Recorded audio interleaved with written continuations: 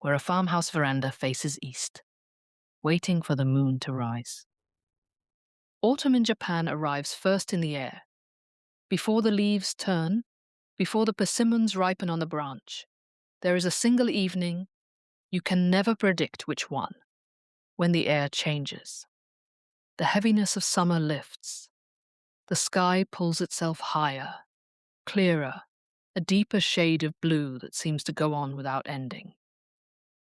The old calendars of Japan understood this.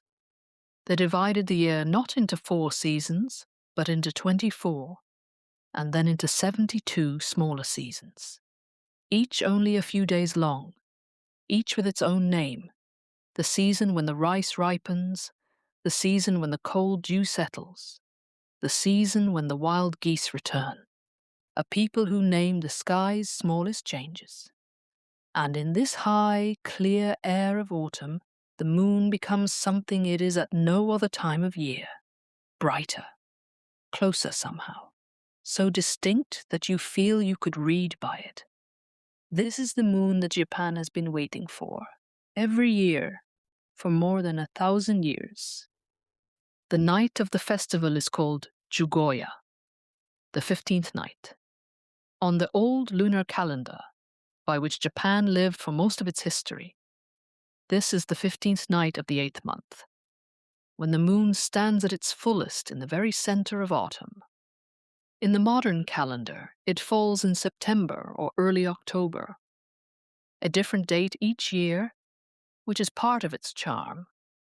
It is one of the very few occasions in modern Japanese life still governed by the rhythm of the moon itself, rather than by the printed calendar on the wall. The moon decides when the moon will be celebrated, and the name given to this moon is one of the most beautiful in the Japanese language: Chushu no Meigetsu, the harvest moon of mid-autumn, the famous moon, the named moon. To understand how this night came to Japan, and what Japan did with it once it arrived, we must travel back more than 11 centuries to the city of Heian-kyō, the capital of peace and tranquility, the city we now call Kyoto. Imagine it, the 9th century. A planned city laid out in a perfect grid at the foot of green mountains, modeled on the great capitals of the continent, but already becoming something entirely its own. Streets of packed earth, wide as rivers, palaces of unpainted cypress wood, their roofs of layered bark, their floors raised above the ground so that air and moonlight could pass beneath. There is no glass in the windows. There are no lamps as we know them, only oil flames small as a fingertip and braziers of charcoal. When the sun sets on Heian-kyō, the city enters a darkness that almost no one alive today has ever experienced. And into that darkness, on clear nights, rises the moon, not as decoration, as the single great light of the night world. The moon was the street light, the clock, the calendar, and the lamp of the human heart, all at once. It is difficult, from inside our illuminated century, to feel what this truly meant. So let us try for a moment to feel it. In Heian-kyō, the shape of an evening depended on the shape of the moon. On nights near the new moon, the world after sunset was simply closed, a black sea in which only the foolish or the desperate traveled. But as the moon swelled toward fullness, the nights opened up like a second day. People visited one another by moonlight.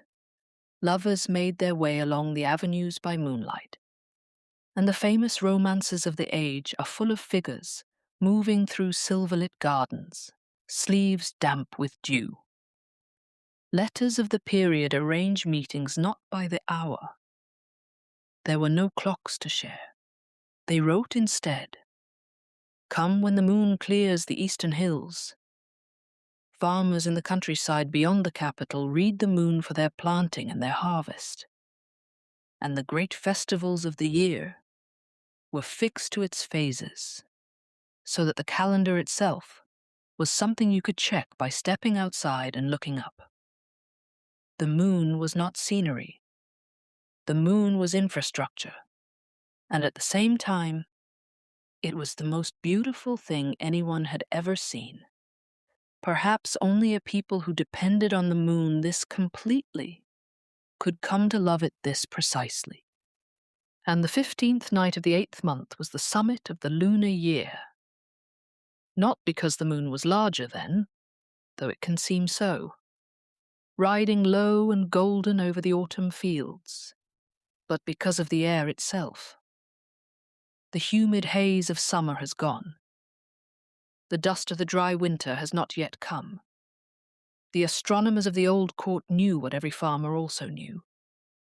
The sky of mid-autumn is the clearest sky of the year, and the moon that rises into it is the year's most perfect moon. The full moon has its own old and lovely name in Japanese, Mochizuki, the moon of fullness, the moon of completion, and the Mochizuki of mid-autumn was the Mochizuki of Mochizuki, the one the others had been practicing for. The custom of holding a banquet for the autumn moon had come across the sea from Tang, China, where poets and emperors had long gathered in the mid-autumn to drink wine and compose verses under the full moon. The festival is said to have reached Japan in the early Heian period, and records suggest that moon-viewing banquets were being held at the imperial court by the late 9th century. Accounts differ on the precise year, as they often do at this distance. But the picture is clear. The aristocrats of Heian-kyō took to this festival as if they had been waiting for it all along. And then they began to change it. And this is where the story becomes truly Japanese. Quietly, gradually, with the particular genius this country has always had for receiving something from abroad and raising it into a form the world has never seen, they transformed a banquet into an aesthetic, a party into a way of perceiving. Here is the first astonishing thing they did. The nobles of Heian-kyō gathered on the most beautiful moonlit night of the year, often chose not to look at the moon. Let that settle for a moment.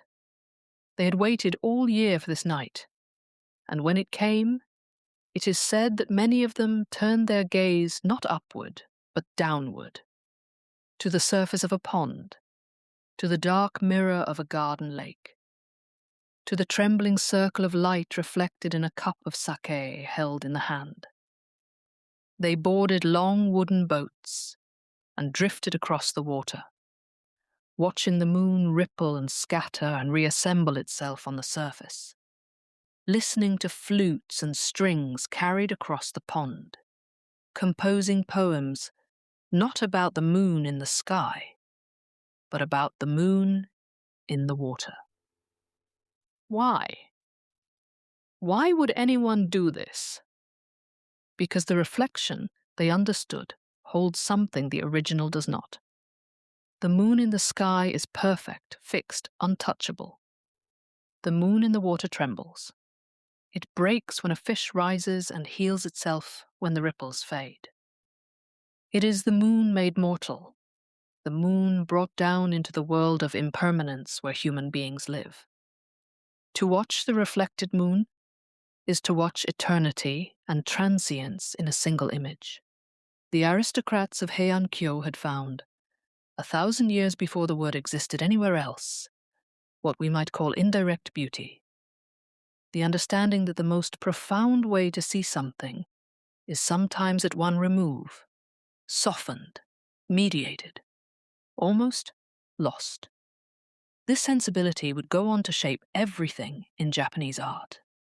The glimpse rather than the stare, the suggestion rather than the statement, the single brush stroke that implies the mountain, rather than the painting that shows it.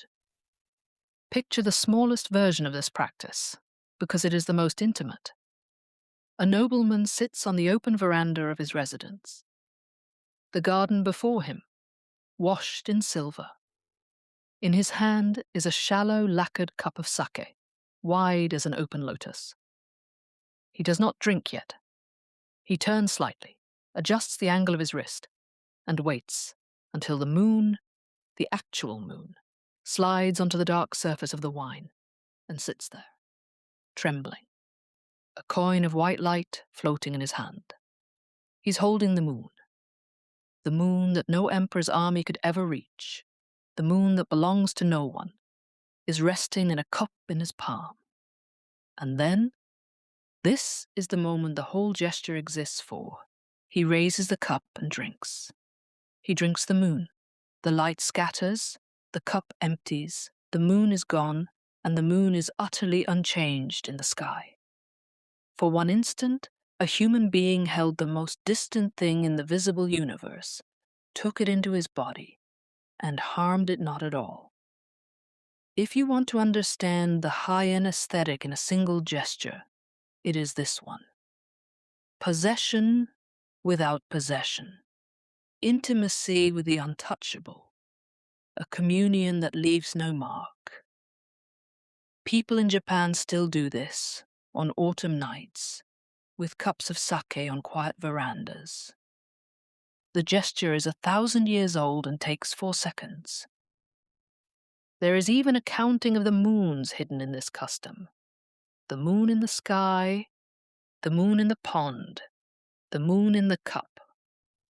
On a good night, the moon viewer of Heian-kyō was attended by 3 moons at once, and the poetry of the age delights in multiplying them further.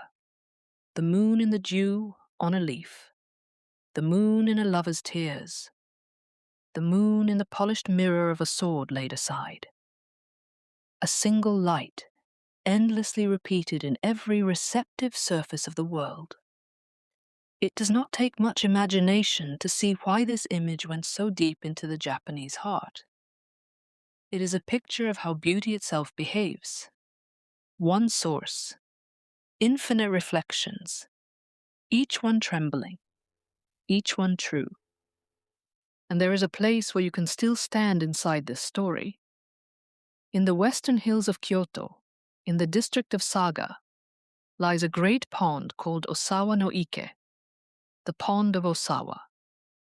It is said to have been created around the year 814 by the 52nd Emperor of Japan, Emperor Saga, as part of his country villa. And it is often called the oldest artificial garden pond in Japan, dug and shaped by human hands more than 12 centuries ago. It is said that the emperor modeled it on a famous lake of the continent. But what he made was something of his own.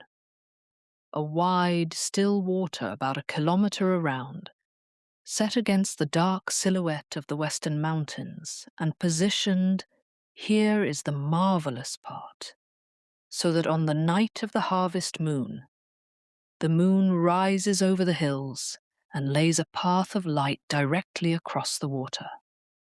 On that pond, Emperor Saga floated boats. Not ordinary boats. Ceremonial barges with carved prows in the shape of a dragon's head and a mythical water bird. Vessels built not for travel, but for the single purpose of moving slowly across moonlit water while poets and musicians filled the night air. The emperor gathered the finest minds of his court, and together they drifted on the dark mirror of Osawa, the moon above them and the moon below them. 2 moons for 1 night. And now, the part of this story that I most want you to hear. That was 1,200 years ago, and the boats are still there. Every year, on the nights of the harvest moon, dragon-prowed barges still glide across Osawa no Ike. The pond is still counted among the 3 great moon-viewing places of Japan, alongside the Sarusawa Pond in Nara and the temple of Ishiyama on the shores of Lake Biwa. People still gather on its banks, as they have in an unbroken thread across more than a millennium, to watch the same moon rise over the same hills and lay the same path of light across the same water. 1,200 years. Empires elsewhere in the world have risen and crumbled into textbooks in less time than this. One pond has been hosting its annual appointment with the moon. There are very few places on this planet where a human custom has continued in one location, in one form, for so long. Japan is a country where such places are almost ordinary. That is worth pausing on. That is the kind of country we are speaking about tonight. Drift with those boats for a while. Feel the water under the hull, the almost imperceptible sway. The plash of a long oar, unhurried. Lantern light at the prow, dim and orange, deliberately kept low so as not to compete with the silver flooding down from above. Somewhere across the water, a flute, a single line of melody, rising and thinning into the night air like smoke.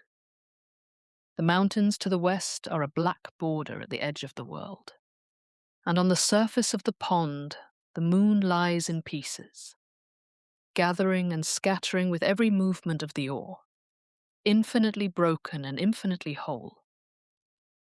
The air on the water is cooler than the air on the shore, and it carries the smell of the pond, wet stone, reeds, the faint green sweetness of water plants. Layered silk robes rustle when someone shifts their weight. In the quiet between flute phrases, you can hear ink being ground against a stone, slowly, in circles, by an attendant preparing for the poems that the night will require. No one speaks loudly. No one needs to. The boat turns, the oar lifts and drips, and the path of moonlight on the water swings slowly around until it points directly at you. And for a moment, it seems that of all the people on all the boats, on all the dark water of the world, the moon has chosen you, has laid down a road of light that ends exactly where you sit. Everyone on the pond feels this. That is the moon's oldest trick, and its kindest. It makes a private gift of itself to every watcher at once. The men and women on those boats did not merely look, they composed. This is the second transformation Japan worked upon the Moon Festival. In Heian-kyō, the moon became the great engine of poetry. To attend a moon banquet was to be expected to produce a poem, 31 syllables, in the form called waka, brushed in flowing ink on fine paper, often on the spot, often in a kind of gentle competition. The moon appears in the poetry of this age more often than almost any other image. It was the mirror in which the Heian heart examined itself. The greatest book of the age confirms it. The Tale of Genji, written in this very city in the early 11th century by the court lady we know as Murasaki Shikibu, and often called the world's first novel, speaks of moon banquets among the pleasures of the court, evenings of wine and music held beneath the autumn moon. Throughout its 1,000 pages, the moon keeps returning, lighting the face of a woman, glimpsed once and never forgotten, silvering the gardens of a mountain village where someone waits, shining with unbearable beauty on the night of a parting. Murasaki understood what every poet of her city understood, that moonlight does something to human feeling that sunlight cannot. Sunlight shows the world as it is. Moonlight shows the world as it is remembered, or longed for, or lost. It is the light of the past tense. To write a scene in moonlight was to tell the reader, what happens here will leave a mark that does not fade. There is one moon poem from this era that nearly every Japanese person still knows by heart, because it was chosen, centuries later, for the famous anthology of 100 poets that children still memorize today. It was written by a court scholar named Oe no Chisato, who lived in the early Heian period, a man trained in the classics of the continent, a nephew of one of the most celebrated poets of the age. His poem says, in essence, "When I gaze at the moon, 1,000 sorrows rise in me, each thing becoming sad in its own way. And yet I know this autumn does not belong to me alone. Stay with that last line. It does not belong to me alone." The poet looks at the moon and feels the whole melancholy of autumn pressing on his single heart. And then, in the final breath of the poem, he remembers that everyone beneath this moon is feeling the season too. The moon, which seems to isolate him in his sadness, is in fact the one thing he shares with every other person alive. This is the particular tenderness of Japanese moon poetry. The moon as the great connector. The light that falls on everyone equally, on the emperor in his palace, and the farmer in his field, on the person you miss, and the person missing you. In an age without telephones, without letters that travelled faster than a walking messenger, lovers and friends separated by mountains would console themselves with a single thought. We are looking at the same moon. The moon was the only meeting place that distance could not close. And there is one moon poem from this tradition that turns that gentle idea into something that can break your heart, because the man who wrote it was farther from home than any poem could carry him.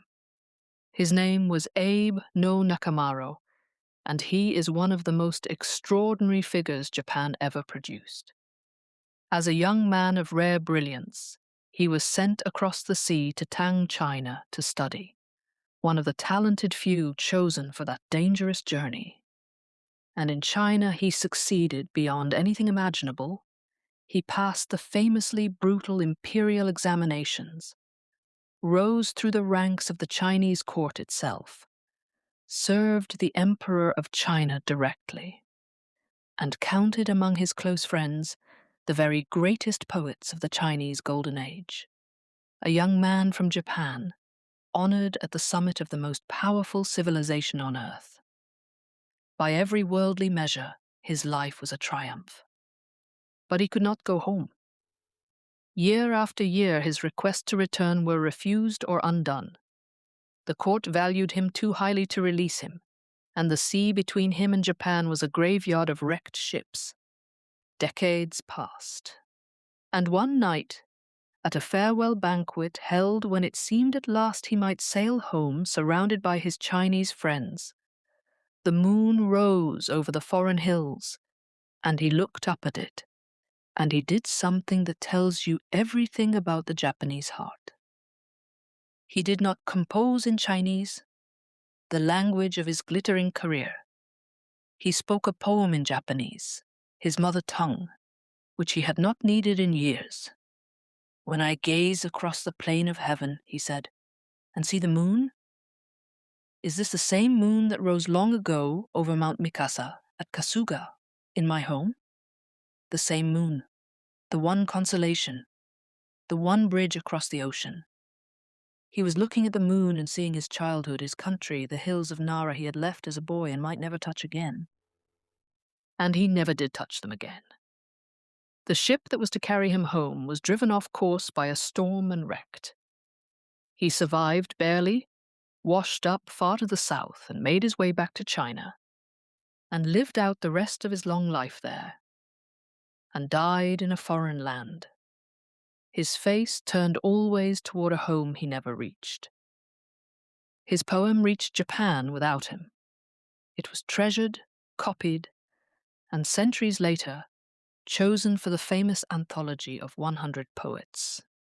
The only poem in that beloved collection written on foreign soil, so that every Japanese child who learns those 100 poems learns, near the beginning, the voice of a man, gazing at the moon from the far side of the world, asking whether it is the same one shining over home.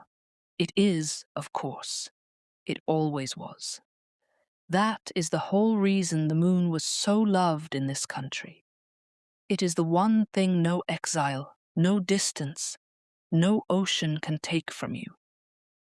Wherever you have been carried, you can look up, and there it is, the same moon, faithful, shared, shining at this very moment on everyone you have ever missed. And so the moon entered the Japanese language itself and began to multiply. This is the part of tonight's story that I find most quietly breathtaking, the part I promised you at the beginning. Because the people of old Japan did not stop at naming the full moon. They named the nights around it. They named the moon's lateness. They named their own waiting. Listen to how this unfolds. The full moon of the 15th night rises at sunset, generous, punctual, filling the sky just as the daylight fails. But the moon keeps its own calendar, and each night, after the 15th, it rises roughly 50 minutes later than the night before. To us, with our electric lights and our glowing screens, this is a piece of astronomical trivia. To the people of old Japan, sitting in the profound darkness of their evenings, it was a nightly drama. The light of the world was coming later and later, and there was nothing to do but wait for it. So they named the waiting.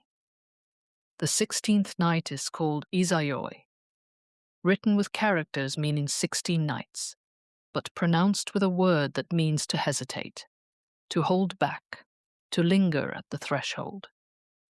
The moon of the 16th night rises just a little late, as if it were shy, as if, after the glory of its full night, it were hesitating at the edge of the mountains, reluctant to appear. The hesitating moon. An entire nation looked at a slightly tardy moonrise, and saw in it something almost human, bashfulness, modesty, the sweetness of a guest who pauses at the door. The word was so beloved that in the 13th century, a court poet beginning a long journey along the Eastern Sea Road gave it to a travel diary, the diary of the hesitating moon. The Izayoi Nikki, named for the night her journey began, and the title alone told her readers everything about the spirit in which she set out, reluctantly, tenderly looking back. A single moon's lateness, turned into a word, turned into a book, carried down 7 centuries. This is how this country treats its moons. The 17th night is Tachimachizuki, the standing waiting moon. The moon is later now, but not so late that you lose faith. You step outside into the cool of the evening, and you wait for it standing up, eyes on the dark ridge of the hills, knowing it will not be long. The 18th night is Imachizuki, the sitting waiting moon. Later still, standing has become tiresome. You bring out a cushion, you settle onto the veranda, you wrap something around your shoulders, and you wait for the moon sitting down. The 19th night is Nemachizuki, the lying down waiting moon. Now the moon will not rise until you have already given up the evening. You lie down in your bedding, and you wait for the moon as you drift at the edge of sleep, and perhaps its light finds you through the window after your eyes have closed, and perhaps it doesn't, and both are fine. And the 20th night is Fukumachizuki, the moon awaited deep in the night, the moon of the small hours, rising when the world is asleep, seen only by those who happen to wake. Beyond it lies Ariake, the daybreak moon, the moon that lingers pale in the morning sky after the night has ended, like a guest who stayed too long and is lovely anyway. Standing, sitting, lying down, sleeping. Think about what this sequence of names actually is. It is not astronomy. It is a portrait of a human being, drawn night by night, in the act of waiting, patience itself, mapped onto the sky and given a vocabulary. No other language on Earth carries this sequence. The moon's slow lateness happens above every country in the world, identically, every month. The physics belongs to everyone. But only here, in these islands, did people watch that lateness so attentively and love it so specifically that they gave each stage of it a name. It is said that this is because the people of old Japan, living in true darkness, longed for moonlight in a way we can barely reconstruct. Perhaps. But longing alone does not produce poetry. What produced these names was a national habit of attention, the conviction, running through all of Japanese culture, that the way a thing arrives, the way it hesitates, the way it makes you wait, is as worthy of love as the thing itself. And these names did not fade with the lamps that made them necessary. They live on, to this day, in the most concentrated art form Japan ever made.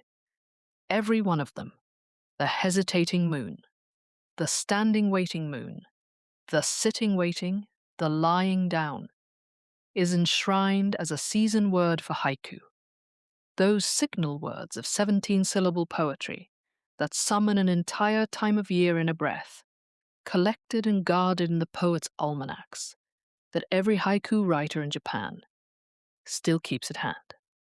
Which means that this autumn, somewhere in Japan, a poet, a retired school teacher, a young office worker, a child in a classroom will look up at a slightly late moonrise, reach for a word, and choose izayoi, and the 11 centuries between that child and the courtiers of Heian-kyō will close without a sound. A vocabulary invented by people waiting in the dark, still in daily working order. Most countries keep their treasures in museums. Japan keeps a remarkable number of them in the dictionary, where anyone can use them. And here is the gentlest part. You now hold these words too. The next time the moon is late where you live, wherever you live, you will know what to call it.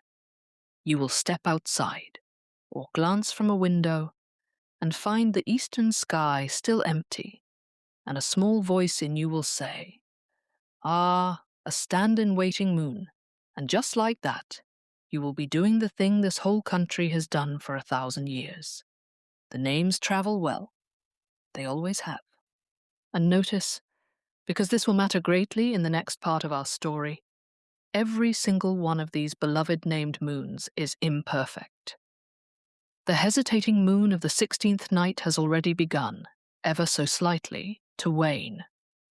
The standing waiting moon, the sit-in waiting moon, the lying down moon, all of them are moons past their fullness, moons with one edge dissolving back into shadow. The full moon of the 15th night received one name.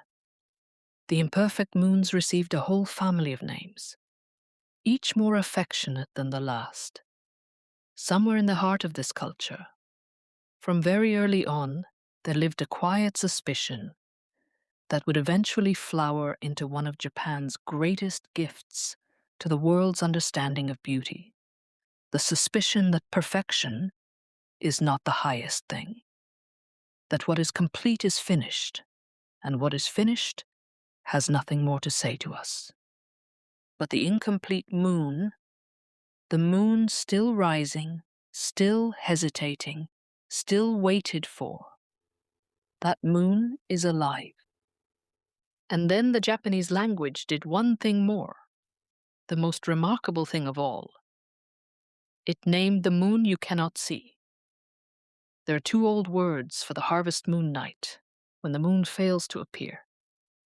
If the night is veiled in cloud, and the moon never shows itself, that night is called mugetsu, the no moon, the moonless moon.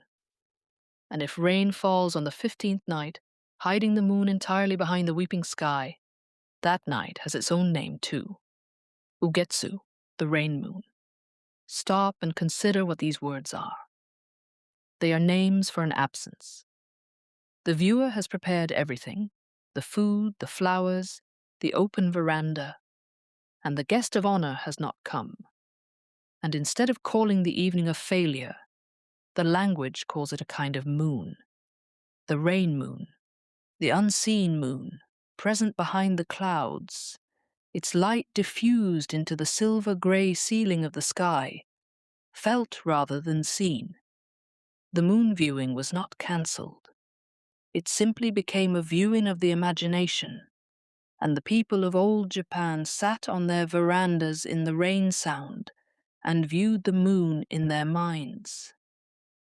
And some of them said, quietly, that this moon was the most beautiful of all, because it could not be diminished by any comparison with the real one. There is a saying that captures the gamble of it. The famous moon of mid-autumn, 9 years out of 10, is not seen, for the 15th night falls in the season of long rains and passing storms. A festival scheduled in the very teeth of the rainy season, kept faithfully for 1,000 years, succeeding perhaps 1 year in several. Only a people who had learned to treasure the invisible could keep such a festival and call its failures by beautiful names.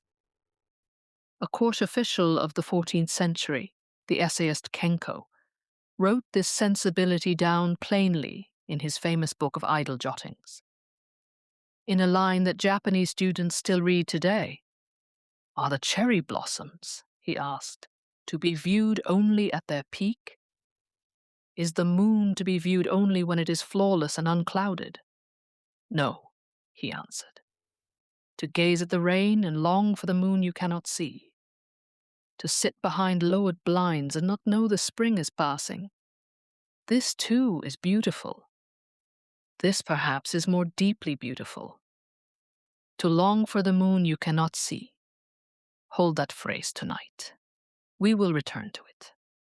Because in the next part of our story, we will arrive at the night I promised you at the very beginning, the second festival, the one that exists nowhere else on Earth. The night of the 13th moon, when Japan gathers to celebrate a moon that is deliberately, visibly, beautifully incomplete. We will learn how an emperor 1,000 years ago looked up at a moon that was not yet full and declared it beyond compare. We will learn the gentle superstition that says you must never view one of the two moons without the other. We will meet the rabbit who lives on the moon's face and the moonlight princess of Japan's oldest story, who returned to the moon on this very night. And we will see how a festival of emperors descended, generation by generation, into the gardens of farmers and the hands of children, until the moon belonged to everyone in Japan. But there is no hurry. The moon teaches nothing if not this. The best things rise slowly, and the waiting is part of the light. For now, simply rest where you are, somewhere above the roof of the place where you are lying. The same moon that Emperor Saga watched from his dragon boat is keeping its old appointment with the sky. It has not missed a night in 1,200 years. It will not miss tonight. You can close your eyes, and it will go on shining faithfully, asking nothing of you at all. Perhaps tonight your moon is a hesitating moon, pausing shyly behind the buildings or the hills. Perhaps it is a sitting, waiting moon, and somewhere a person is waiting for it on a cushion in the cool air, the way people have waited in these islands for 1,000 autumns. Or perhaps tonight is a rain moon, a no moon, the light hidden and the sky soft and close, and that is its own old kind of beautiful. And the people of Heian-kyō would tell you that the moon you imagine now, behind your closed eyes, is in some ways the truest moon of all. It cannot be clouded. It cannot wane. It rises whenever you call it. The water of the old pond is still, The boats have drifted to the shore. The flute has fallen silent, and the poets have set down their brushes, and the moon lies whole and unbroken on the dark mirror of Osawa, as it did 1,000 years ago, as it will tomorrow. Breathe slowly now. The night is deep, and the story will keep.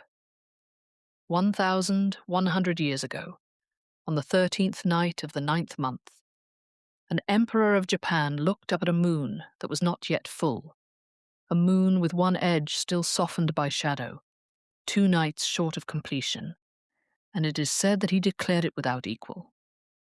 Beyond compare, the finest moon he had ever seen.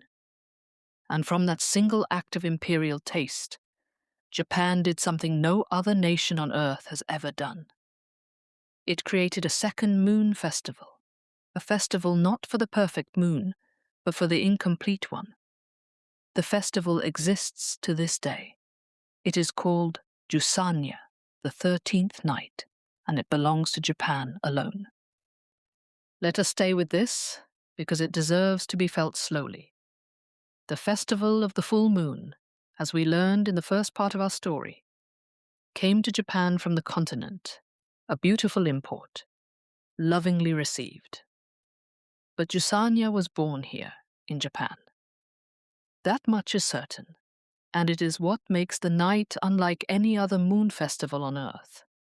Its precise beginnings, as with so much from 1,000 years ago, are less certain. It is said to trace back to the early 10th century, to the moon banquets of the imperial court.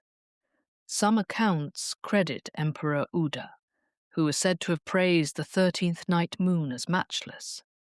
Others point to the year 919, when Emperor Daigo is recorded to have held a moon-viewing banquet at the palace on the 13th night of the 9th month. The accounts of who began it differ, as accounts of 1,000 years ago will, but they agree on what matters. At the very summit of Japanese civilization, a deliberate decision was made to honor a moon that was not whole. Think of what this means. Every culture that has ever watched the sky has worshipped fullness. The full moon is the obvious moon, the triumphant moon, the moon that needs no explanation. To choose the 13th night, to gather the court, the music, the wine, the poetry, all the apparatus of celebration, for a moon that is 90% complete and visibly, deliberately unfinished, is to make a statement about beauty itself. It is to say, the peak is not the point. The almost is more moving than the entirely. A thing that still holds something in reserve, that has not yet given everything, that leaves room for the imagination to complete it. That thing is alive in a way that perfection is not. Centuries later, this instinct would be given names that the whole world now studies: wabi, sabi, the beauty of the imperfect and the unfinished, and tea masters would treasure a crooked bowl above a flawless one for exactly this reason.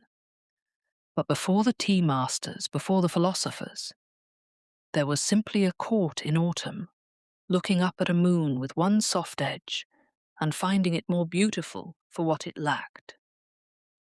Jūsan'ya is the oldest institution of imperfection in the world. It may be the only festival of imperfection in the world. And it is Japanese to its core. The 13th night moon was given its own affectionate titles.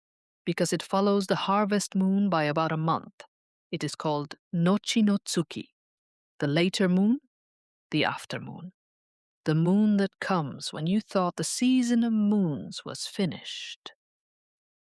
And where the 15th night had one practical advantage over it, the 13th night quietly took its revenge in the weather. The 15th night, as we learned, falls in the season of rains and storms, and its moon is famously elusive. But by the 13th night of the 9th month, mid to late October in the modern calendar, the rains have passed, and the air of Japan turns crystalline. There is an old saying, on the 13th night, no clouds. The imperfect moon, it turns out, is the reliable one. The perfect moon hides. The incomplete moon keeps its promises. The people of old Japan noticed this and smiled about it, and loved their second moon all the more. And then they bound the two moons together with one of the gentlest superstitions in all of Japanese custom. It is called katamizuki, the one-sided moon viewing, and it is considered bad luck. If you view the full moon of the 15th night, the custom says, you must also view the imperfect moon of the 13th night. To honor one and neglect the other is katamizuki, a lopsided devotion, and it is said to invite misfortune. In the lively pleasure quarters of the Edo period, this took on a playful social edge. A guest who celebrated the first moon viewing at a tea house was honor-bound to return, a month later, for the second. But beneath the playfulness lies something quietly profound. The custom insists that fullness and incompleteness are a pair, that you have not truly seen the moon, not truly understood anything, until you have seen it both whole and wanting. The perfect and the imperfect complete each other. To love only the flawless is itself a flaw. There may be no other folk custom on earth that teaches aesthetics as a matter of luck. In Japan, it was simply how one was raised.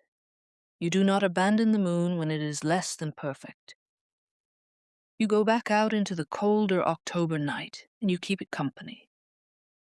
So now Japan had two moons, a pair of autumn appointments written into the heart of the year. And for several centuries, these appointments belonged, above all, to the aristocracy, to silk sleeves and dragon boats and ink-brushed poems. But the moon, of course, does not shine only on palaces. And the next chapter of our story is the story of the moon's descent, not from the sky, but down through Japanese society, from the emperor's pond to the farmer's field, until the festival of moon viewing belonged to every house in the land. It is, in its quiet way, a story about what kind of country Japan became. Because here is what was happening out beyond the capital, in the dark green countryside, in the villages among the rice fields, while the courtiers drifted on their ponds. The farmers of Japan had been watching the autumn moon all along, but they were watching it for different reasons. The 8th month of the old calendar is the hinge of the agricultural year. The rice stands heavy in the paddies, gold green and bowing. The taro has swelled underground. The chestnuts are splitting their burrs, the beans are filling their pods. Everything the village will eat through the winter is at this moment almost ready. Almost, that word again. And the full moon of mid-autumn rises directly over this almost harvest like a lantern hung above a table just before the meal. For the farming villages, the bright moon was no idle beauty. Its light was working light, lengthening the days of the harvest season, and its calendar told them when to reap. The moon of the 15th night rose over the fields as a kind of guarantee, round as a winnowed grain heap, golden as ripe rice, the very face of abundance. And so, as the centuries passed and the customs of the court seeped outward into the country, slowly, the way dye seeps through cloth, the two streams met. The aristocrat's moon of poetry and the farmer's moon of harvest flowed together, and from their meeting came the Tsukimi that Japan still practices today. A festival that is half art and half gratitude, half gazing and half giving thanks. From around the Muromachi period, it is said, people began to set out offerings to the moon, and by the Edo period, the 17th through 19th centuries, moon viewing had settled into the common life of the whole country. And what a life it settled into. Edo, the city that would become Tokyo, was by the 18th century one of the largest cities in the world. A metropolis of merchants and craftsmen and apprentices, a city of canals and rivers and bridges, and a city that knew how to celebrate. On the night of the harvest moon, the people of Edo did what the courtiers of Heian-kyō had done 1,000 years before. In their own boisterous, joyful key, they took to the water. Pleasure boats by the dozen pushed out onto the great river that ran through the city, lanterns swinging at their eaves, loaded with townsfolk who had saved their coins for this night, and the river filled with the smell of grilled food and the sound of shamisen strings, while above the rooftops and the bridges and the masts, the enormous autumn moon climbed the sky, and below it, in the black water of the river, its twin rode among the boats like one more lantern. The moon viewing of the aristocrats had been hushed and exquisite. The moon viewing of Edo was warm, loud, delicious, and crowded. And it was, in its own way, exactly the same act. A whole community pausing its life to keep an appointment with the sky. By now, there were famous moon-viewing spots ranked and printed in guidebooks. Woodblock artists carved the harvest moon over the city's bridges and bays into prints that would one day astonish the world. And the moon had completed its conquest of Japanese society from the very top to the very bottom. No other image, not the cherry blossom, not the snow, appears more constantly in the art of these islands. The moon had become simply the face of the Japanese night. The form of the household festival, meanwhile, settled into the shape it still holds, with a form so charming, so visually perfect, that it has not changed since. You have seen it, even if you do not know you have seen it. It appears every autumn across Japan, in shop windows and school books and the corner of 1,000 illustrations. A small low table or a wooden stand set out on a veranda facing the eastern sky. A pyramid of round white dumplings. A flask of pale autumn grasses. And above them, enormous, the rising moon. Let us look closely at this little altar of the harvest, because every object on it is a poem. The dumplings are Tsukimi dango, moon-viewing dumplings, made of rice flour and water, kneaded and rolled and steamed, each one round and white as the moon itself. They are stacked in a careful pyramid on a footed wooden stand, and tradition counts them. 15 for the 15th night, in a tier of 9, then 4, then 2. 13 for the 13th night. Their roundness is the whole point. Each dango is a small moon made by human hands, the inedible made edible, the distant made near, the moon translated into something a family can share. They are offered first to the moon itself, set out where the moonlight can fall on them, because the oldest courtesy in Japan is that the guest of honor is served first. And then, once the moon has taken its share of their whiteness, the family eats them, soft, faintly sweet, tasting of rice and of autumn. And in eating them takes a little of the moon's fullness, its roundness, its completion into the body. Round food for the round moon, roundness meaning wholeness meaning health and harmony, and the family circle unbroken. No one needs this explained at the table. It is understood in the hands and the mouth. And like everything in Japan that is loved, the dango changes its face from region to region. In the east, around Tokyo, the dumplings are perfect white spheres, plain moons in miniature.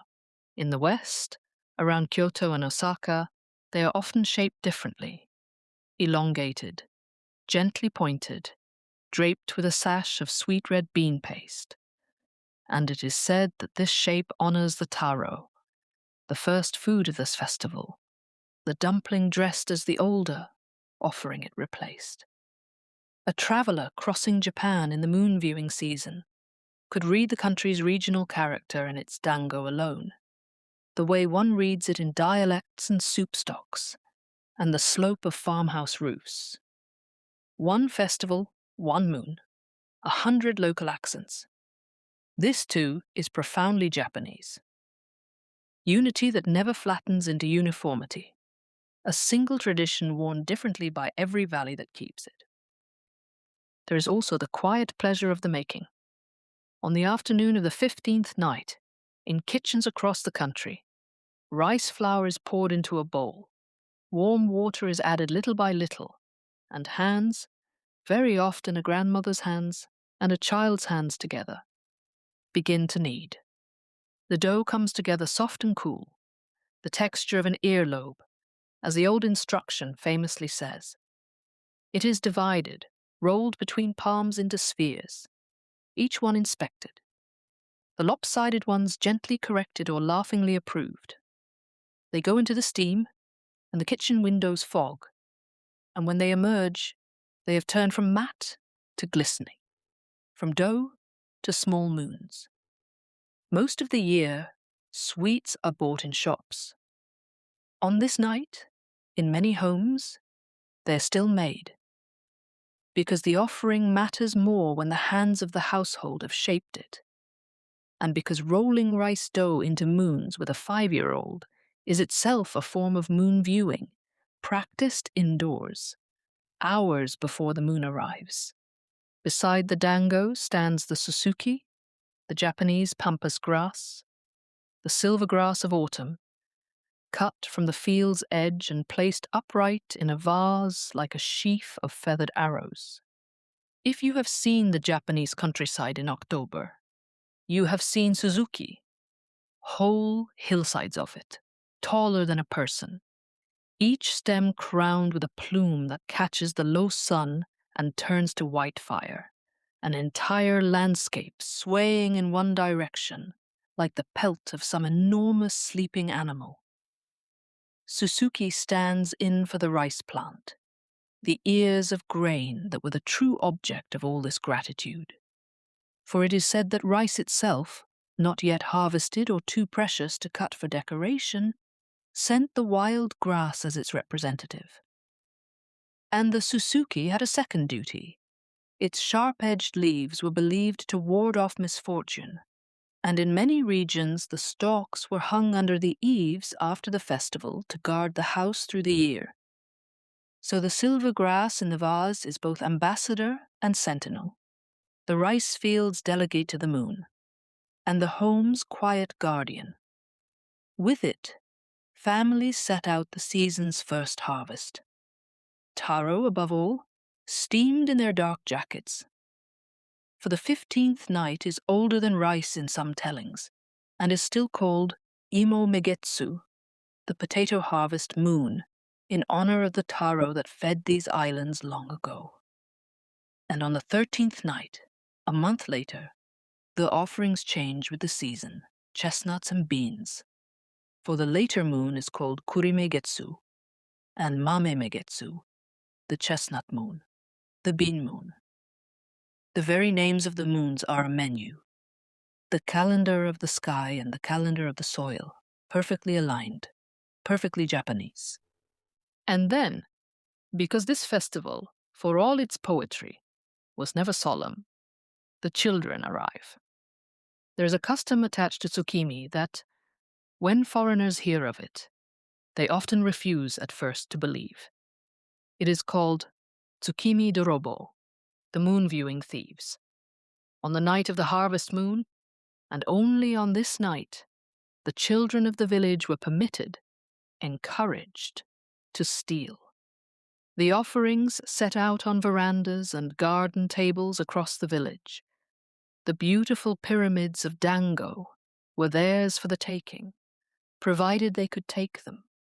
Children crept through the autumn darkness in raiding parties, armed with long bamboo poles, tipped with a nail or a sharpened point, and from beyond the edge of the veranda they would reach, stretch, aim, and spear a dumpling clean off the top of the stack and run.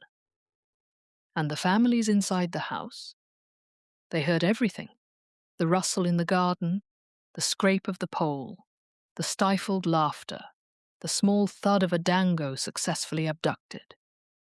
And they pretended, with great care, to hear nothing at all, because to be robbed on the night of the moon was good luck. The children, it was said, were the moon's own messengers. The moon had come down in the shape of small, fast feet and taken the offering for itself, and a house whose dango vanished could expect a fine harvest.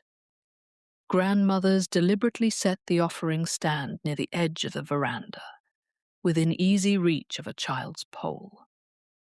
In some regions, the family would even quietly replenish the plate, so that later raiding parties would not go home empty-handed. One night a year, the whole moral order of the village turned gently upside down. Theft became blessing. The victims became accomplices.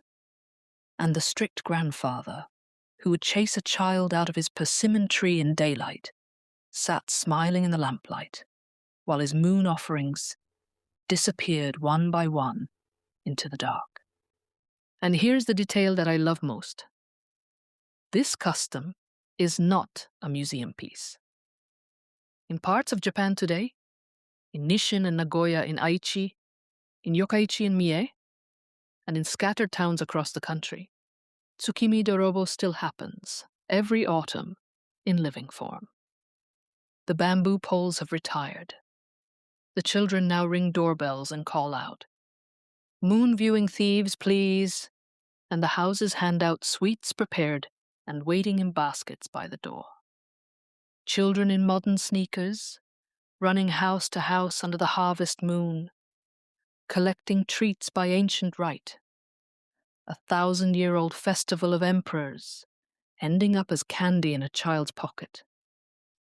Some things are lost on the journey down from the palace to the street, but what survives the journey belongs to everyone forever.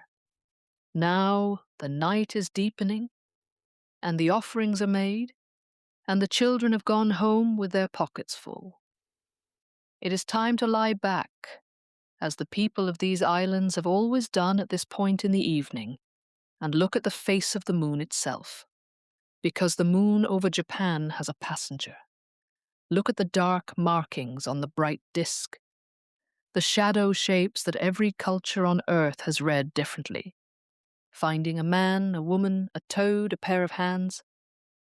Japan looked at those shadows and saw, with absolute national unanimity, a rabbit, and not an idle rabbit, a rabbit at work, ears laid back, rising and falling over a wooden mortar, pounding rice into mochi. Every Japanese child can see it. Once it has been pointed out to you, you will see it for the rest of your life. The rabbit in the moon, pounding mochi. Forever. There is even a song. One of the oldest children's songs in Japan, a tiny ancient melody that mothers have sung for generations, addresses the rabbit directly. "Rabbit, rabbit," it asks, "what do you see when you leap?" And the rabbit answers, "I see the moon of the 15th night, and I leap." That is the whole song. It is among the first songs many Japanese children ever learn, which means that for centuries, the very first piece of astronomy delivered to each new generation of this country has been, "There is a rabbit, it lives on the moon, and on the night of the harvest moon, it leaps for joy." Whole lifetimes of moon viewing begin with that one small tune. Where did the rabbit come from? The answer is one of the longest journeys in this whole story, longer even than the festival's journey from the continent. The rabbit came from ancient India. There is an old tale, first told there perhaps more than 2,000 years ago, that travelled the same roads the Moon Festival travelled across the continent, through the great translations into Japan, where it was written down in the Konjaku Monogatari, the vast 12th century collection of tales from long ago. The story goes like this. Once, in a far country, a rabbit, a fox, and a monkey lived together in the forest, and they had resolved to live nobly, to be kind, to give, to help whoever crossed their path. A god in the heavens saw this, and wondered whether such virtue in small animals could be real. So he came down to the forest in the form of a frail old man, hungry and alone, and asked the three friends for food. The monkey climbed the trees and brought back fruit and nuts. The fox went to the river and brought back fish. But the rabbit, who could neither climb nor fish, searched and searched the autumn forest and found nothing. No gift worthy of a guest. And so the rabbit asked the monkey to gather firewood and asked the fox to light it. And when the fire was burning, the rabbit said to the old man, "I have nothing to offer you but myself," and leapt into the flames. In that instant, the old man revealed his true form, and the fire turned cold, and the rabbit was lifted up, and so that no being in any age would ever forget what it had witnessed. The god placed the rabbit's image on the face of the moon for the whole world to see forever. That, the old tale says, is why the rabbit is there, not as decoration. As a memorial, the moon itself made into a monument to selfless giving, hanging above every country on earth, every night, whether anyone remembers the story or not. It is a tale of roots reaching back to ancient India, and Japan received it, treasured it, and then, being Japan, added one final touch that exists nowhere else.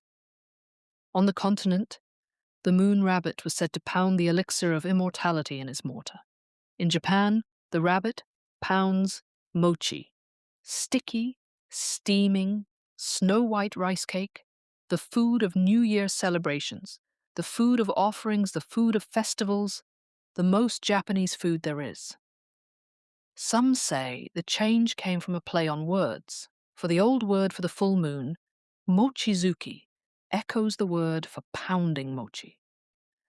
Others say it is simpler than that a country built on rice looked at the moon and saw, naturally, the making of rice made sacred. Either way, consider the transformation. The continent's rabbit labors for immortality, for the ancient dream of never dying. Japan's rabbit makes mochi, food to be shared, food for the family circle, food for the very next festival. Eternity, exchanged for a warm meal together. If you wanted to put the Japanese spirit in a single image, you could do far worse than this. A rabbit on the moon, pounding out rice cakes for everyone. And the moon's passengers do not end with the rabbit, because Japan's oldest story, the very first extended tale in the history of Japanese literature, written in the early Heian period, more than 1,000 years ago, by an author whose name has been lost, is a story about the moon. It is the Taketori Monogatari, the tale of the bamboo cutter, and even the tale of Genji, written a century or so later, bows to it as the ancestor of all stories. You may know it as the tale of Princess Kaguya. An old bamboo cutter, working in the green hush of a bamboo grove, finds one stalk glowing with a light that should not be there.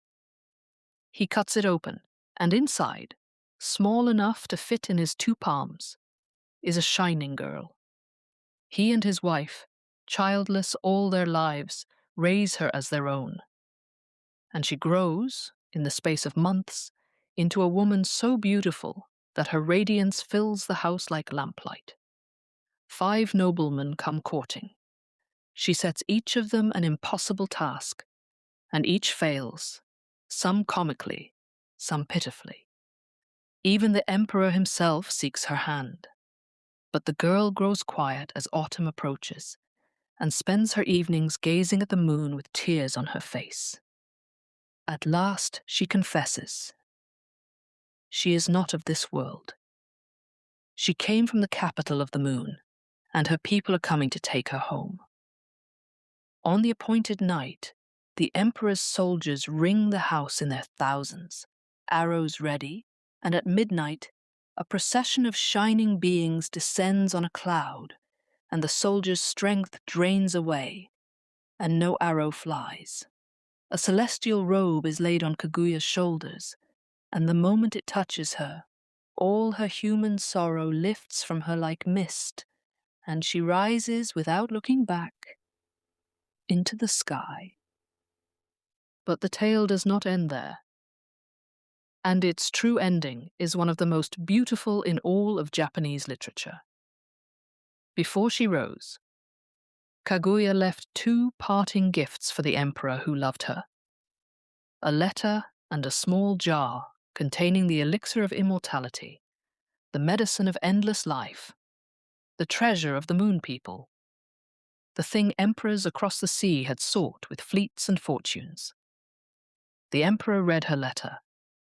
He held in his hand the end of death itself. And then he asked his ministers a single question: which mountain in this land stands closest to heaven? They told him of a great peak in the province of Suruga, near to the capital and near to the sky.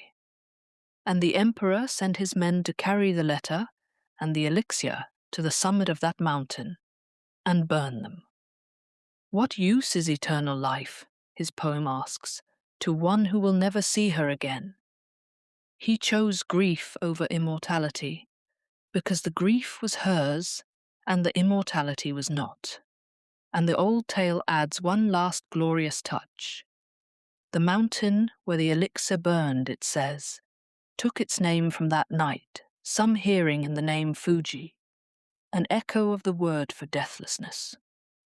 Others an echo of the host of warriors who climbed it. And the smoke of that burning, the story claims, rises from the summit still. The tale of the Moon Princess ends by explaining Mount Fuji. Japan's first story closes by lighting an eternal fire on top of Japan's most sacred mountain, kindled from a love letter and the refused gift of forever, and for 1,000 years, anyone in the old capital who looked east toward the great peak could imagine, in the haze above it, the last smoke of the emperor's answer to the moon. And here is the detail that ties the oldest story in Japan to the very night we have been speaking of all evening. The night Princess Kaguya returned to the moon was the 15th night of the 8th month, the night of the harvest moon, the night of Tsukimi. 1,000 years ago, when families looked up at the full moon of mid-autumn, they were not only looking at a harvest lantern or a rabbit at work, they were looking at the place where she went. The brightest moon of the year is the night the moon's daughter went home, and Japan's first story and Japan's favorite moon are the same night, woven together at the very root of the culture. There are countries with older monuments than Japan's, and countries with larger ones. But there are very few countries on earth whose literature begins at its first sentence by reaching for the moon. The centuries flowed on, and the moon flowed with them, down out of the court, and the tale and into the smallest forms of art this country ever perfected. In the year 1686, the poet Matsuo Basho, the wandering master who raised the 17-syllable haiku into one of the great art forms of the world, sat by the pond beside his small grass hut on an autumn night, and the harvest moon rose, and he wrote what may be the most beloved moon poem in the Japanese language. The famous moon, it says, and circling the pond all night long. That is the whole poem, 17 syllables. The moon came up and Basho began to walk around the pond, watching it in the sky and in the water, and he could not stop. And the night passed, and he was still walking. No flourish, no philosophy, no conclusion. Just a man made so quietly drunk by moonlight that he circled a small pond until dawn. 800 years after the courtiers of Heian-kyō drifted on their ponds, here is the same nation, the same season, the same 2 moons of sky and water. But now it is one poor poet in a patched robe, walking in circles, wanting the night never to end. The festival had completed its long descent, from the emperor's dragon boat to the farmer's veranda, to the child's bamboo pole, to one man's sleepless, happy feet on the dark grass. The moon of Japan had become what it remains today. Not a possession of the great, but a companion of anyone who steps outside and looks up. And anyone tonight includes you. That has been the quiet point of this whole evening's story. The moon that Emperor Daigo praised, the moon Kaguya climbed home to, the moon the rabbit works on, the moon Basho circled the pond beneath. It is not in a museum. It is above the building you are lying in right now. Every custom we have spoken of tonight is a set of instructions still in working order. Set out something round and white. Cut a stalk of silver grass, call the family to the veranda. Let the children steal a little sweetness and look up. Japan has kept the instructions safe for more than 1,000 years. On your behalf, whoever you are, wherever you are listening. In the final part of our story, we will follow those instructions ourselves. One evening, one veranda, one moonrise, from the first light over the hills to the last moment before sleep. There is nothing more to learn now and nothing to remember. The 13th night moon taught us that nothing needs to be complete. Not the moon, not the harvest, not this day of yours, now ending.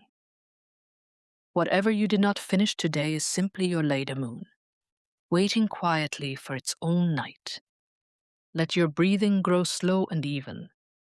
Beyond the window, beyond the clouds if there are clouds, the rabbit is at work in the silver light, pounding mochi that will never run out, for a festival that never truly ends.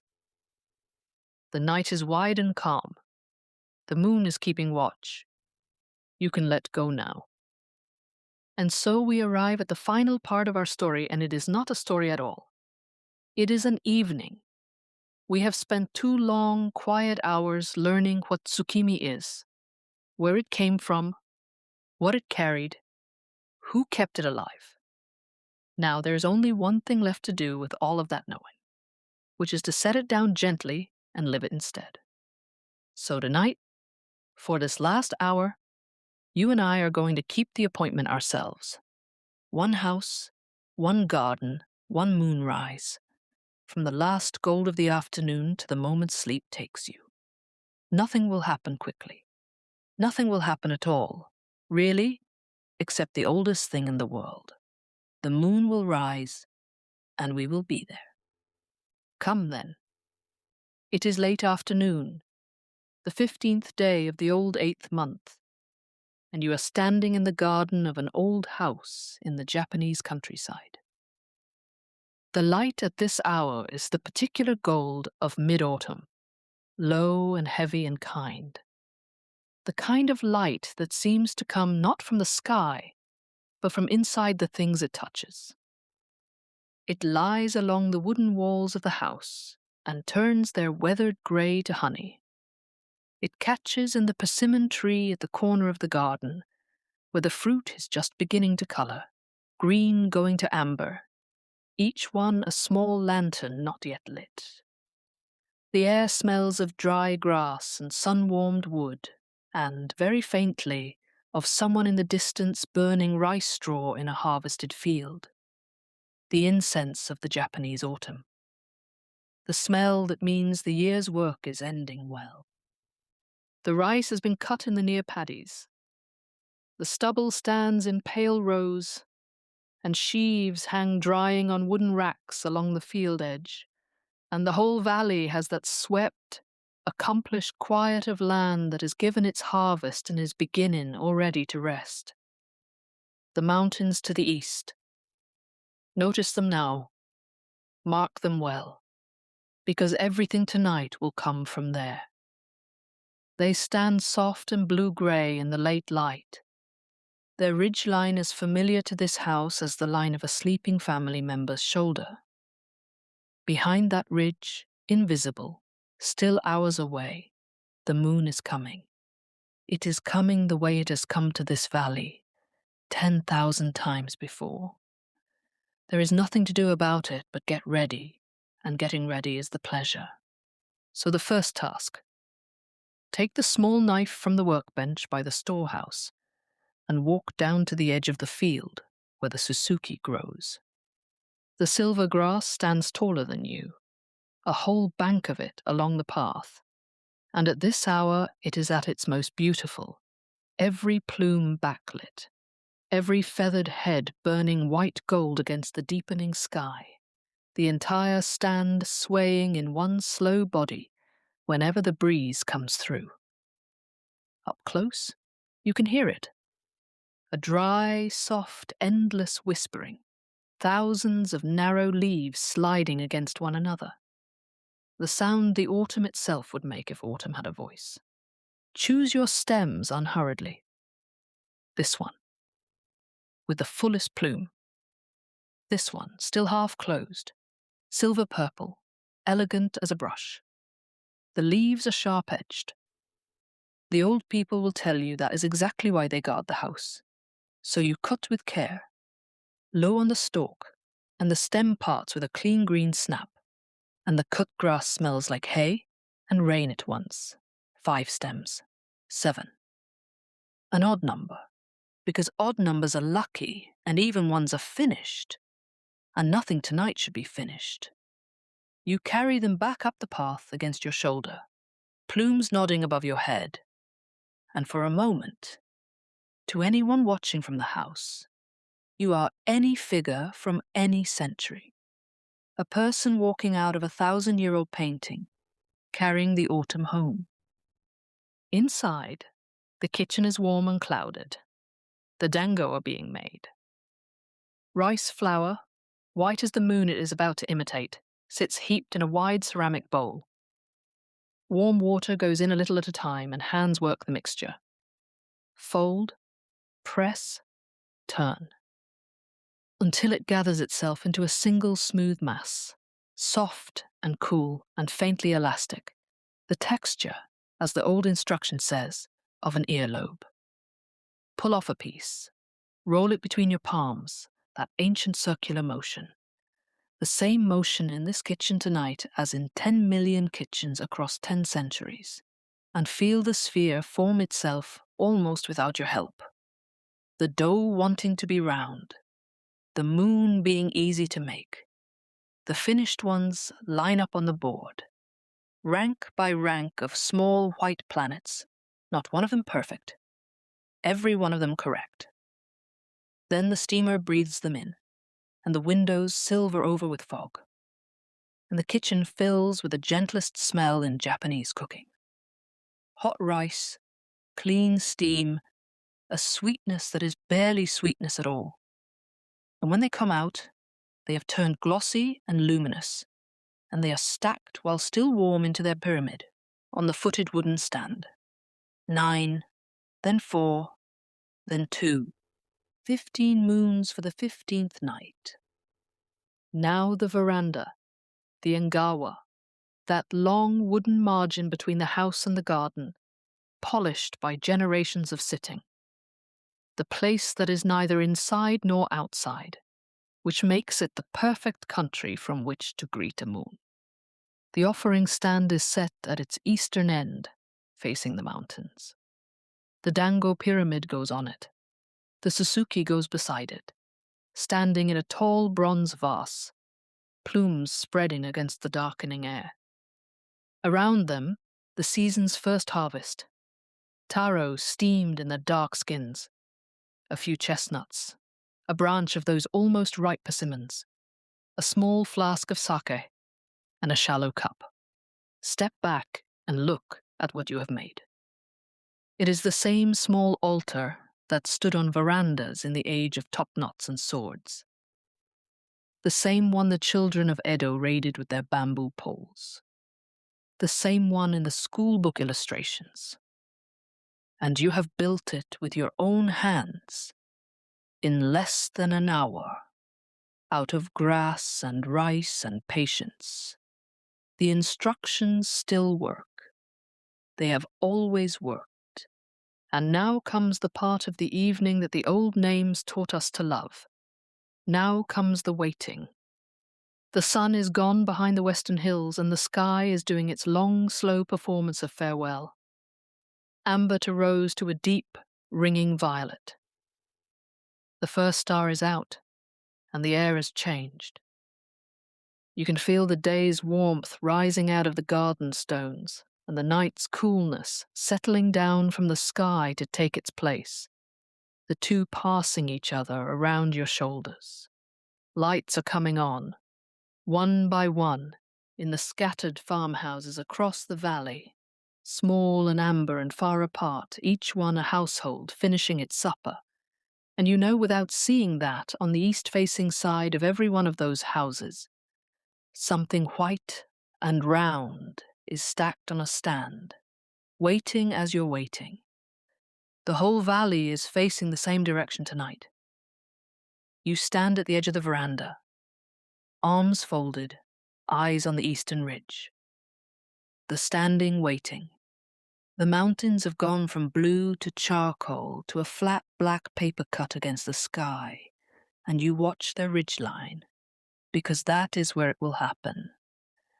And watching the place where something is about to happen is one of the deepest pleasures a human being can have. There is a particular quality to this kind of waiting that the modern world has nearly forgotten, and it is worth feeling it fully while you stand here. You are not waiting the way one waits for a train or a message, that thin, checking, impatient waiting that wears a groove in the evening. You are waiting for something that cannot be early, cannot be late, cannot be cancelled, and needs nothing from you. The moon is not coming because you are here. It would rise over an empty veranda exactly as faithfully. And somehow that is the most restful fact in the world, to wait for something that does not require your waiting. All that is asked of you is presence, and presence you are discovering is simply what is left of a person when the hurry drains out. Your shoulders have come down from around your ears without your noticing. Your breath has lengthened to match the breeze. The old names were never really about the moon at all, you begin to suspect. Standing waiting, sitting waiting, lying down waiting, they were a 1,000-year course of instruction in how to do nothing, beautifully, and it is working on you right now. The insects begin. First one, somewhere under the veranda, a bell cricket ringing its small silver bell in the dark. And then another answers from the grass, and another, until the whole garden is softly chiming, that shimmering carpet of sound that is the true national anthem of the Japanese autumn night.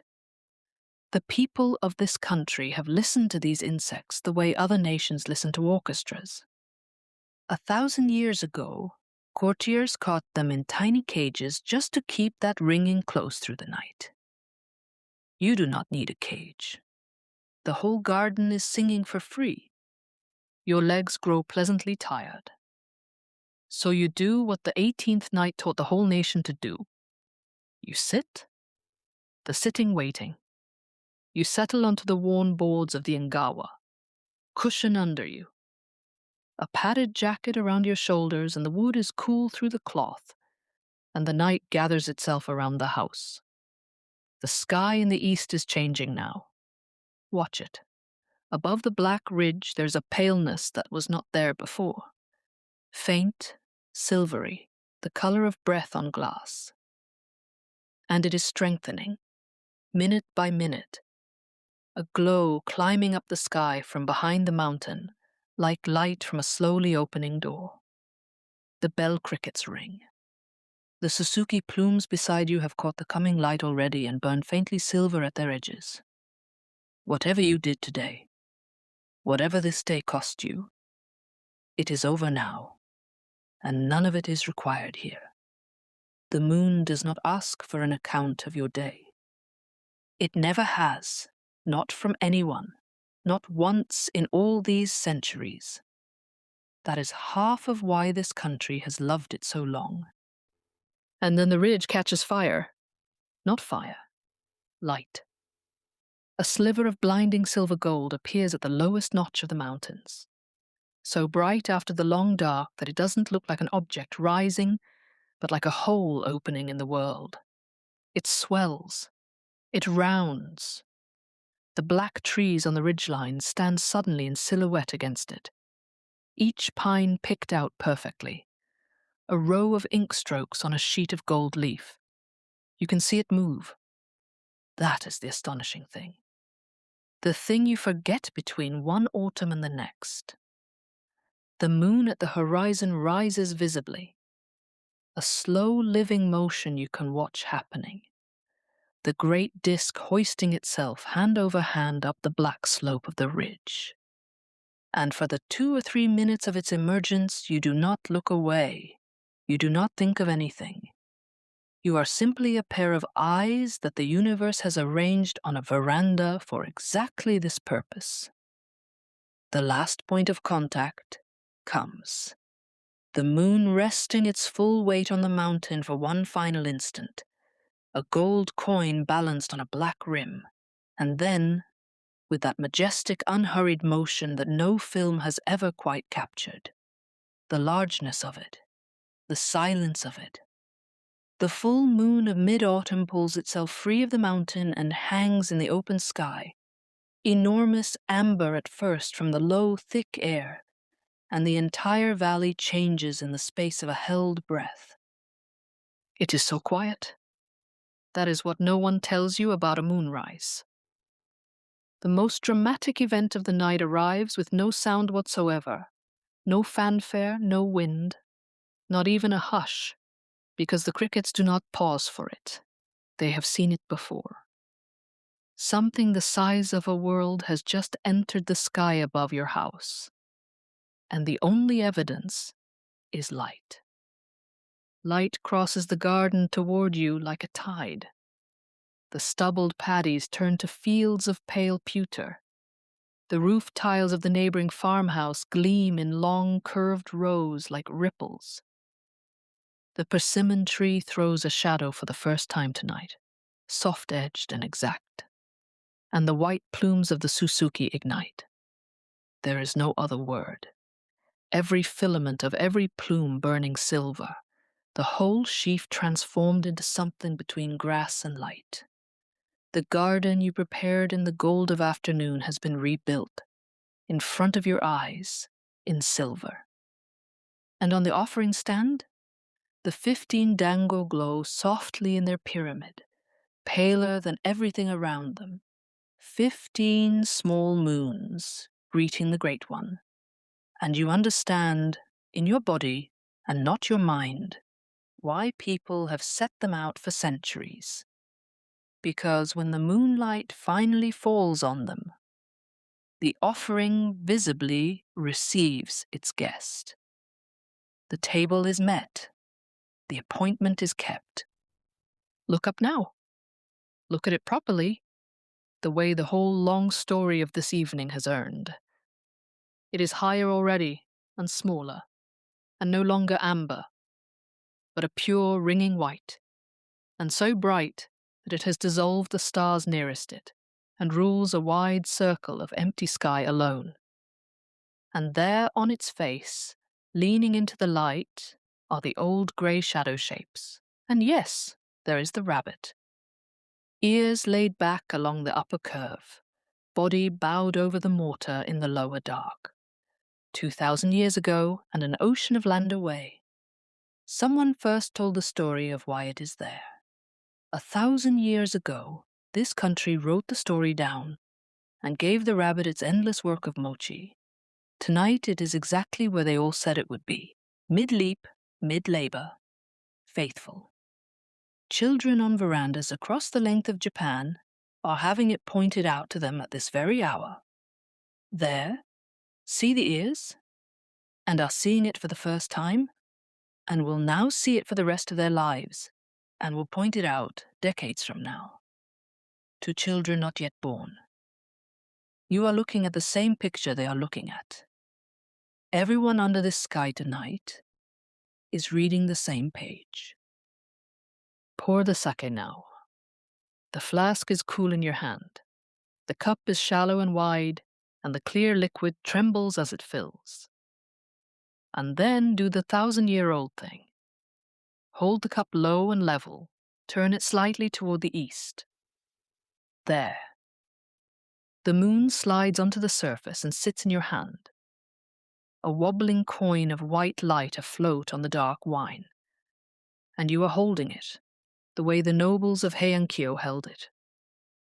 The way it has consented to be held by anyone patient enough to angle a cup. The bell crickets ring. The night is cold now at your back and bright before your face. Raise the cup slowly, the moon riding steady in it all the way. Drink. Cool rice warmth down your throat. The light scattering on the emptied surface, the moon in the sky entirely unharmed, smiling down at the oldest harmless theft in the world. The children took the dango. You took the moon. Everyone is forgiven on the 15th night. Sit a while longer. There is no schedule from here to morning. And now, because the moon has taken its share, and the old courtesy is satisfied, you may take yours. Reach to the offering stand and lift one dango from the top of the pyramid, the very one a child's bamboo pole would have speared 200 years ago. It is still faintly warm at its heart from the afternoon steaming. The first pressure of your teeth meets that gentle resistance. Mochi soft, springy, yielding slowly. And then the clean taste opens. Rice, simply rice, sweet the way milk is sweet. The whole harvest of the valley distilled into one quiet flavor, with the cool night air sharpening every note of it. You eat it slowly, in small bites, because there is nothing to hurry toward. Then a piece of the taro, peeled steaming from its dark jacket.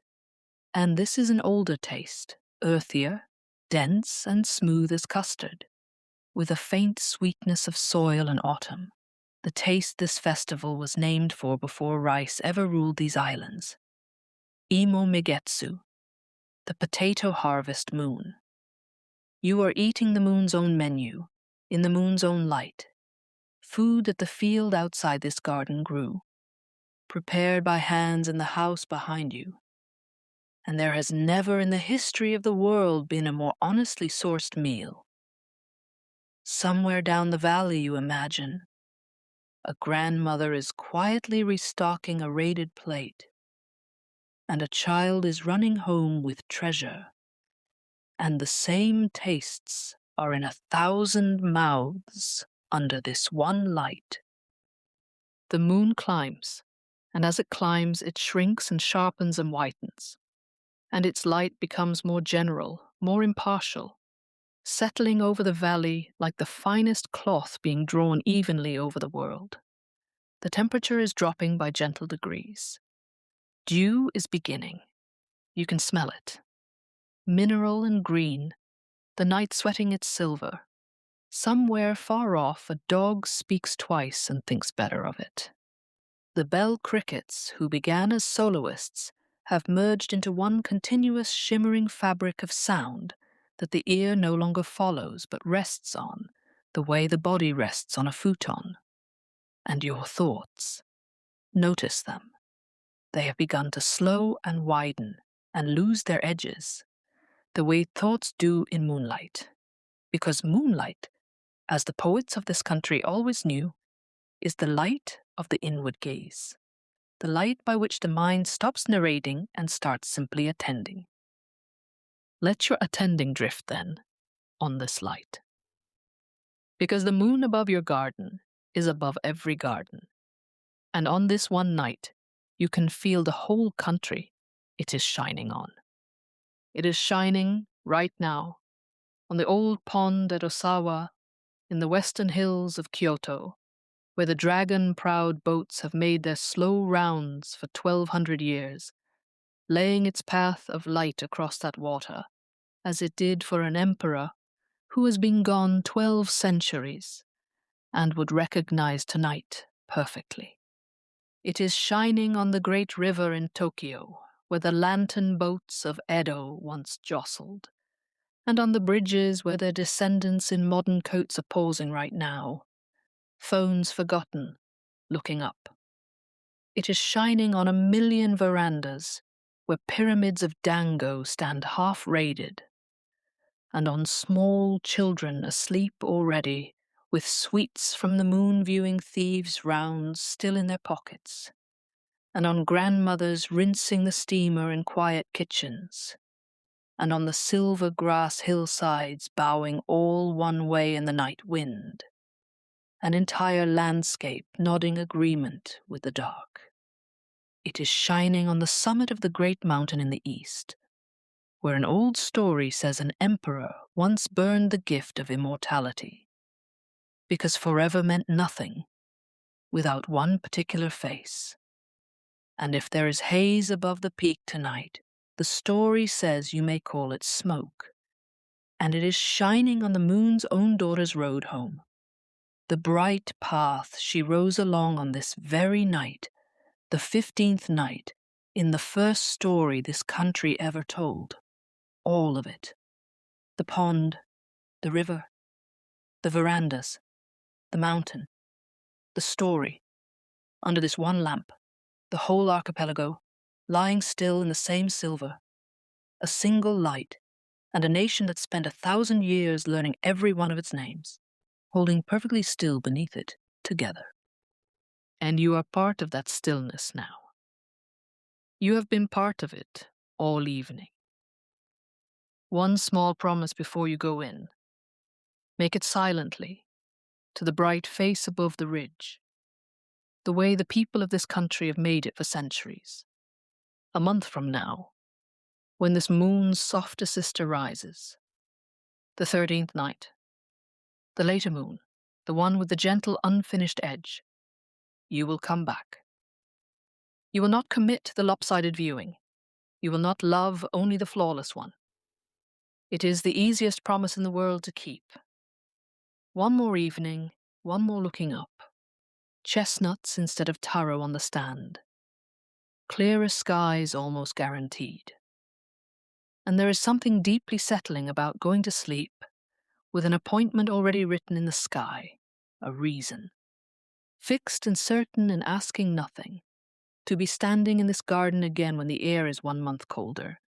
The year ahead of you has at least one perfect evening already scheduled. The moon has signed it. The cold is honest now, and the house behind you breathes its faint warmth through the open screens, and the moon stands high and small and bright, well past any need of your supervision. So you rise, knees stiff, pleasantly, and you go in, sliding the screens behind you, leaving the offerings to keep their post until morning. The bath has been waiting for you, deep and steaming in the dim wooden bathroom at the back of the house, and you lower yourself into it by inches, the heat closing over the night's chill that has settled into your shoulders and dissolving it the way warm water dissolves ink. Through the small, high window, a square of moonlit sky, you soak until your fingertips soften, and your thoughts go as loose as the steam, and the evening's cold, becomes a story the body's already finishing telling. Then the cotton of a clean sleeping robe, still smelling faintly of sun from the drying pole, and the cool corridor, and the room where the futon has been laid out. And on the way, you pause at the screens for one last look. The garden, through the gap. Silver, from wall to wall, the susuki plumes white as breath, the dango pail on their stand, everything in its place, everything watched over. You slide the screen closed on it gently, the way one closes a book without losing the page. And you lie down. The lying down waiting. The 19th night's wisdom, borrowed one night early. That there comes an hour when the correct way to keep company with the moon is horizontally, with your eyes closed, letting it do the watching for both of you. The futon receives you, the quilt settles, heavy and kind, and the moonlight. This is the part the old houses were built for. It comes in. It falls through the paper of the screens, not as beams but as a presence, an even milky luminance that fills the room the way water fills a cup, picking out the ceiling boards, the folded clothes, the back of your own hand on the quilt, all of it rendered in the moon's own ink-wash grey.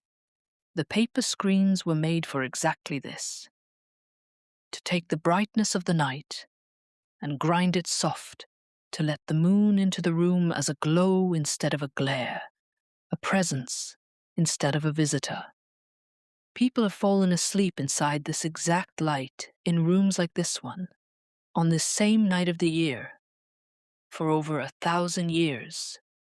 You are lying in the most slept-in light in Japan. Think, drowsily, loosely. The only way thinking is permitted now. Of all the sleep this light has covered, the Heian lady drifting off with tomorrow's poem half-formed behind her eyes, her many-layered robes folded in the moon-grey dark. The farmer who rose before dawn for the harvest, asleep the moment he lay down. The moonlight crossing his rough blanket unnoticed and unwasted all the same. The child of Edo, sticky-fingered from a successful raid, dreaming of bamboo poles and white spheres. The old poet by his pond, finally indoors, finally horizontal. The famous moon still circling somewhere behind his closed eyes. None of them set an alarm against the moon. None of them worried it would be gone by morning. They did the thing you are doing now. They let the watching pass from themselves to the sky, and the sky, every single time for 1,000 years, accepted the shift without complaint. That is the bargain this light has always offered, and it is offering it to you now. Sleep, and I will keep the night. No one has ever been let down by it. The bell crickets come through the walls, fainter now, a silver dust of sound settling over the room. Your body is heavy in the good way, the heaviness of a day fully spent and fully set down. The breath moves in you on its own, in, and the cool, clean air of the autumn night. A small pause at the top like the moon pausing at the ridge, and out, long and slow, the day leaving in installments. In. Pause. Out. The quilt rises and falls, rises and falls. The smallest tide in the world, pulled, why not, by the same moon as all the others. And the thoughts that arrive now are no longer thoughts, just slow shapes passing. The gold of the afternoon on the persimmons. The dry whisper of the silver grass against your shoulder. White spheres forming themselves between your palms. The ridge going bright, the trees in silhouette. The light crossing the field toward you like something coming home. The rabbit, leaning into its endless gentle work. The moon trembling in a cup, and then the cup empty, and the moon unharmed. Let each one rise and pass, None of them need keeping. The moon keeps them. It has kept 1,000 years of such evenings already. Every cup, every child, every plume of grass, and lost none of them. And it will keep tonight as easily as the rest. Nothing about today needed to be finished. You know this now in the oldest way Japan knows it. The most beloved moons were never the full ones. The hesitating moon. The waited for moons. The 13th night with its soft, unfinished edge. The unfinished is not the failed. The unfinished is the still alive. Whatever remains undone in your life tonight is simply waiting for its own night. The way the later moon waits. The way the better weather waits for it. Clear-skied and patient. A month down the calendar. You may rest incomplete. Everything beautiful in this story did. And if sleep itself is slow in coming tonight, that is all right too. Because you know the name for that now. You are simply waiting, and you come from an evening, and a story, and a tradition that turned waiting into one of the fine arts. Lie the way the people of the 19th night lay, unhurried, eyes closed, asking nothing. Sleep is like the late moon. It cannot be summoned, and it cannot be missed. It rises on its own schedule over the dark ridge of the mind, and the only task there ever was, is to be comfortably arranged when it arrives. So arrange yourself, heavy limbs, soft jaw. The quilt's weight like a hand laid calmly on the chest. In, and the cool air. Pause, out, and a little more of the day. In, pause, out. Somewhere behind the hills of your thoughts, a paleness is gathering that was not there before. The moon is high above the house now, small and white and absolutely certain. It does not hurry, and it does not stop. And it will cross the whole sky while you sleep, and it will be pale in the western morning when you wake. The daybreak moon. The guest who stayed, lovely anyway. Between now and then it asks nothing of you. It has watched over this country's sleep for longer than the country can remember. Over emperors and farmers, poets and children, every one of them eventually setting down their cup, their pole, their brush, their day, and lying down in the same silver. And tonight, without ceremony, it has added you to its keeping. The crickets ring farther away now. The light on the paper screens is steady. Your breath is slow and slower. The garden is silver. The offerings stand watch. The rabbit is at work. Sleep now, beneath the oldest lamp in the world. Good night.